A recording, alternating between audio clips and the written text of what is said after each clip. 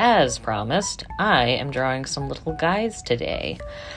The twist is that I'm drawing some little guys that may or may not be familiar if you happen to be born between 1999 and 2002, thus making it so you were between the ages 9 to 14 during the early 2010s.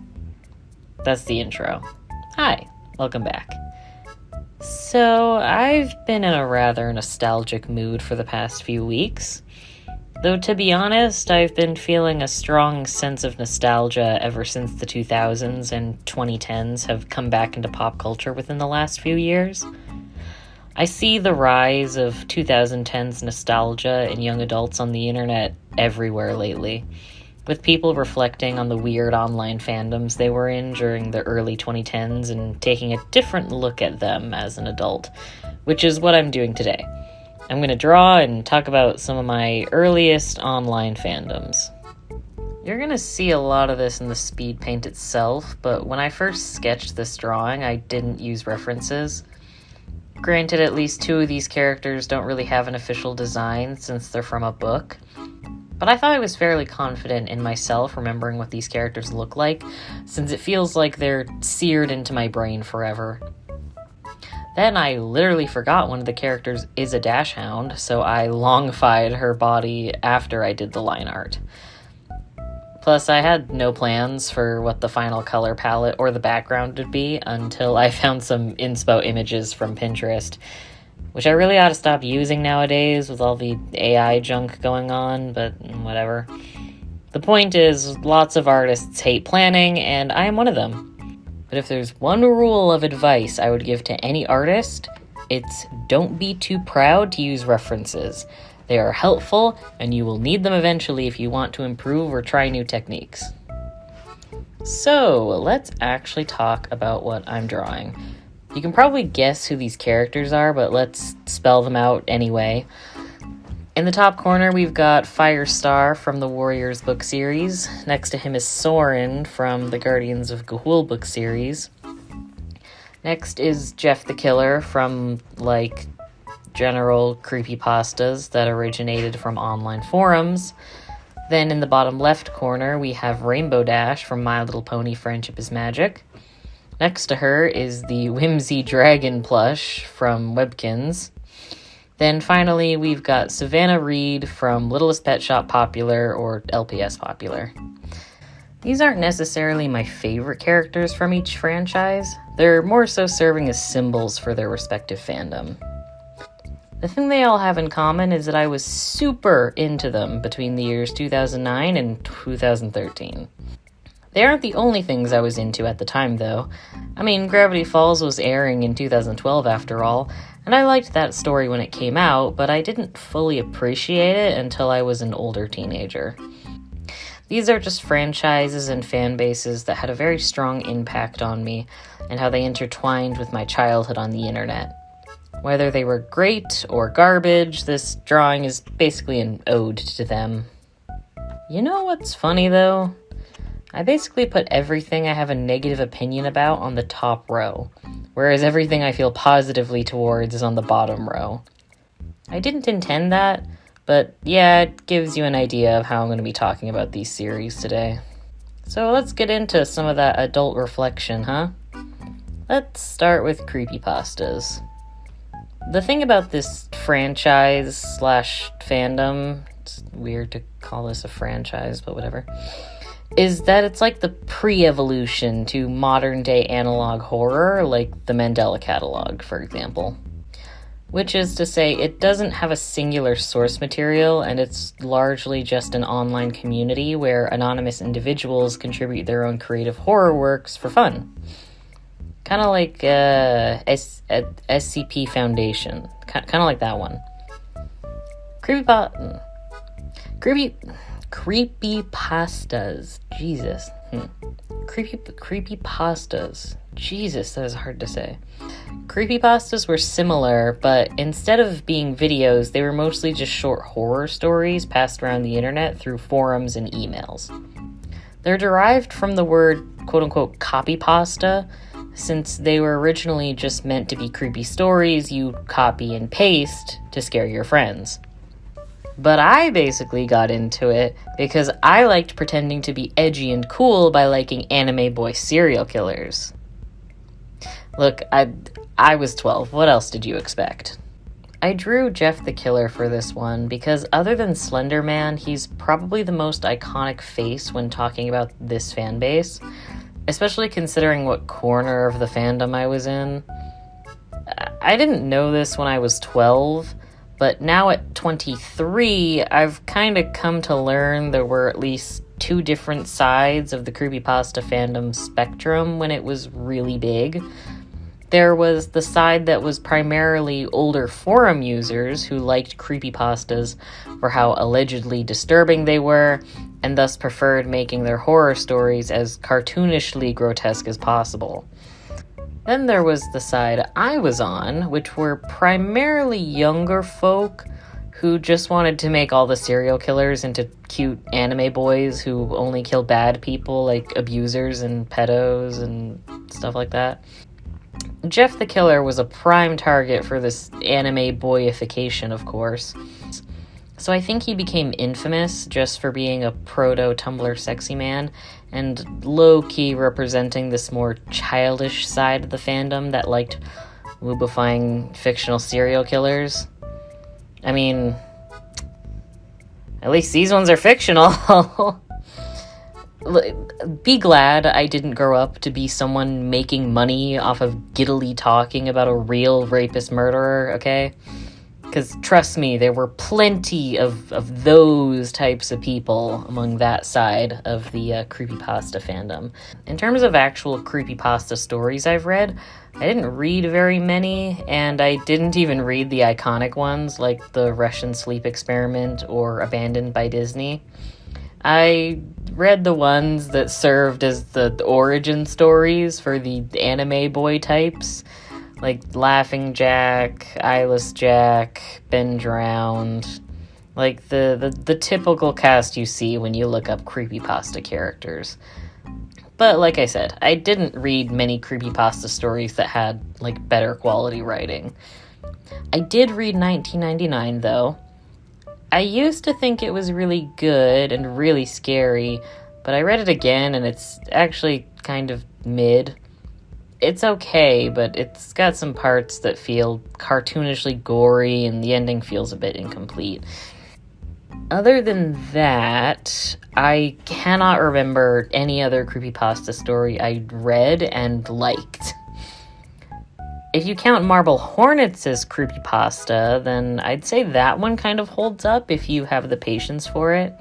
So all in all, I don't really have a fondness for this fandom in retrospect, and I haven't really returned to it. I also don't really know if it's still a fandom. I don't even know. I don't know. I don't know what the fandom for creepypastas are up to right now. The only thing this fandom really did for me was expose me to yaoi for the first time to my then baby gay brain, which I guess is kind of cool, but also kind of really sucks. Like, sure, yeah, Jeff the Killer is the imperfect gay representation I needed, apparently. Sure, yep, okay. Anyway, yeah, creepypasta is kind of lame in retrospect, but modern creepypastas are cool if you think of analog horror as just that. Analog horror is awesome because it's more so focused on video content rather than written narratives. The point is I like analog horror because it's more effective at being scary than a lot of the alleged scary creepypastas of the past. Plus, if anyone's really wondering on what some of my old creepypasta fan art looked like, here it is. Feel free to aghast in horror, as I most definitely am.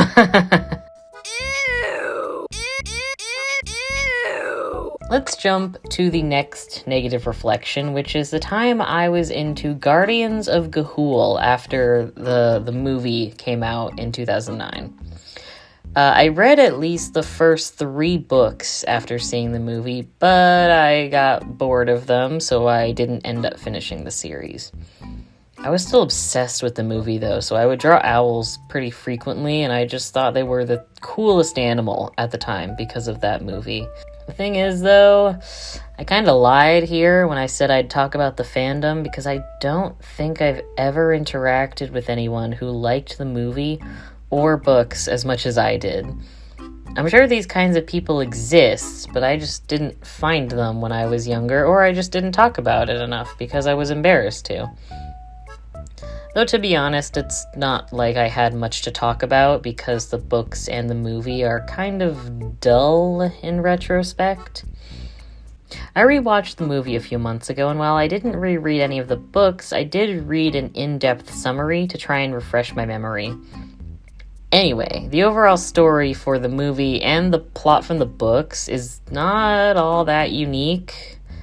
And the only praises people give it are how dark it is for displaying more psychological cult tactics than your average authoritarian death cult in a children's book series. One thing I love, though, is the animation in the movie. It's so damn beautiful, and it's probably 90% of the reason I ever go to rewatch it. Just watch it to see how pretty animation can be, even if it's like a quote-unquote realistic style. Also, one day I'm gonna draw that iconic shot where Soren is like hovering under the moon, holding like the burning kettle. It's so beautiful. I just have to draw it for myself. But for now, I just drew a cute little Soren just hovering. This is another one I won't have much to say on, since Webkinz is very old at this point and pretty much defunct as far as I know. I mean, I think the brand still like makes plushies or operates the website. I don't know, but yeah. I lost access to my account a long time ago and gave away a good chunk of my plushies. But I have very fond memories of the stuff I did on the website. I remember Webkinz being like baby's first Sims game to me because I loved the decorating parts and imagining the relationships between my Webkinz. So I would grind by playing the games a lot to get more furniture and clothes. Anyway, I drew the Whimsy Dragon for this because I remember there being a lot of hype for it for some reason. I don't remember why. Even to this day, there's eBay listings for it that are like $50. And that's Canadian, by the way. There was something special about this plush, but to me, I thought it was cool because it was set to release in June, which is my birth month. When I finally got my hands on that pink fluffy dragon, I was so psyched. And also, look at this adorable freaking fan art of it I found on Tumblr. Sadly, I don't have this plush anymore, though. Over time, one of my dogs chewed on it, and it just got gross and nasty and full of holes. So I just had to get rid of it. Maybe one day I'll buy another off eBay for $50. Then I'll finally know how my mom felt when she complained about Webkinz being so expensive. But yeah, I didn't really have a Webkinz fandom or anything, though. I mean, when Webkinz was booming, it's not like there was a Webkinz Tumblr tag I could look up because Tumblr and Instagram weren't a thing yet. And, you know, I didn't really have a lot of childhood friends that were into them the same way that I was. The only thing I really had was watching other kids filming their Webkinz on YouTube and making web series out of them. Yeah, so you know how Littlest Pet Shop fans cultivated a community on YouTube for puppeting their toys around and making little series out of them? Yeah, basically every brand of popular toy has like a group of kids or like teenagers who are fans of those toys, and they're on YouTube right now puppeting their toys, making silly series out of them. And I love it. I hope it never dies on YouTube. I hope children never stop doing that on YouTube. Anyway, Webkinz was fun for me while it lasted, and it is definitely a staple of old internet. You know, back when Flash games still existed. Rest in peace, Flash games. You shall be missed. Along with all of the Webkinz I had to give away to make space in my bedroom. Littlest Pet Shops, or just LPS, are only different from Webkinz in the fact that I didn't really play on any of the LPS websites, probably because I just preferred watching LPS series on YouTube, which is why I drew Savannah Reed on here, since LPS Popular is like the poster child of LPS web series and kind of the LPS community in general. I loved LPS before I found the community on YouTube, obviously, but seeing that people could make little videos about the stories they come up with for their little plastic animals just made me even more obsessed with LPS as a kid, because now a new animal for my collection was essentially a new character for a story. I never actually made any web series despite having the aspiration for it. Maybe one day I'd try to make one, but I'm not sure what kind of story I'd do at the moment. Unlike my Webkins, my LPS are actually still in good shape, and I didn't get rid of any of them. So it's not like I'd have to buy a bunch of them to build a whole cast. The only thing my mom made me get rid of were the giant playhouse sets, which makes sense since I barely used them past age 14. And honestly, it sounds actually really fun in theory to build my own miniature sets like you see creators like Hello Studios make. I actually look at LPS with a lot of fondness, both the fandom and the toys themselves. I also showed LPS Popular to every friend I had as a kid, and almost all of them told me they liked it. Even as an adult, if someone hasn't heard of it, I consider it the greatest possible joy to expose people to this wannabe CW show with plastic animals as its cast, and watch people either get invested in it or just make fun of it. Either one is honestly just so fun to experience. Not that I'd say LPS Popular is a good show by any means. I'd say it's compelling, but good. Most of the LPS web series on YouTube are not very well written, but it's the type of bad writing in the sense that it's just a teenager mashing together tropes and storylines they've seen from their favorite TV shows and movies. No one else can hit that sweet spot of authentic passion with artistic incompetence other than people under 18. Not because kids are inherently pure or whatever, but it's because once you become a young adult, anything you create has to be for the sake of irony, and if it's not, then you get bullied for being genuinely passionate about something, and that's cringe when you're an adult. Apparently. Anyway, the point is that LPS were awesome, and yes, I've been buying the new generation of pets. I was there when the new Gen 4 pets got those ugly redesigns, which is what made me lose interest in LPS altogether. So I could not be happier to see the brand revived and putting out the better looking pets again. And I can buy them with my own adult money now, so we stay winning. Now, when it comes to My Little Pony, what can I even say? This show and its fandom practically dominated the internet for the 10 years that this show ran for, or almost 10 years. The thing is, though, I was actually the target demographic for this show, but I felt insecure about liking it because of how infamous bronies became for mostly consisting of 4chan dwellers. How insane is that in retrospect? Insecure men overcompensating for their insecurity by trying to make as much R-rated MLP content as possible, thus made me, a 10-year-old, feel insecure about liking a show targeted at young girls because I thought being a fan of the show automatically associated me with gross bronies. Now, I know it wasn't a rational thing for a 10-year-old to think, obviously, because I was 10 years old. In all honesty, though, the only negativity I feel about My Little Pony is just related to bronies. I rewatched the first couple seasons in the past few years, and they hold up really well. I mean, it's not shocking news that the show blew up because it was well made. It wasn't perfect, of course. It has some lackluster episodes with bad messages, especially in later seasons. But what keeps me coming back is probably the characters. The main 6 are crafted to just be so charming and bounce off each other very effortlessly.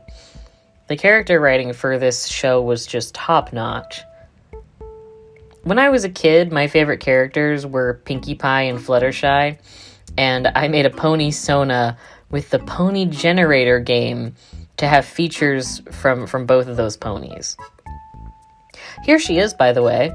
I don't think I ever drew her myself since I wasn't confident I could draw her that well, but she didn't stick around for very long anyway. Now that I'm an adult, though, and I've rewatched some of the early seasons, I found Rainbow Dash to be my new fave because she's one of the funniest characters to me. She's impulsive, she's impatient, and she's insecure, which makes it very, very funny to me to see her deal with conflict when it's one of her episodes, since her reactions are either loud and bombastic or ridiculously overcompensating, like with her ego. I also really like Rarity since she's an artist, and a lot of her episodes are just relatable for that alone. Plus, she's also funny for her over-dramatic personality. I know I could have drawn Twilight here since she was the main character, but I've never really had strong feelings on Twilight. I like her well enough, but I've always just felt kind of neutral towards her. Maybe I'll learn to love her more when I rewatch the series again. Let's also just be honest and admit Rainbow was usually the more iconic face of the MLP fandom since she was used in so many memes. That's also why I decided to draw her here. So I saved talking about Warriors for last because I worried it was gonna be the longest one I talked about. I'm going to try and condense a lot of my feelings on Warriors to make this comprehensible, though. And just a heads up, but I'm going to be very negative. For this one, though, I decided to draw Firestar, since he's the most iconic face of Warriors, apart from maybe Scourge. However, I mean, I don't draw Warriors, like, all the time, though, so my Firestar design is kind of, simple.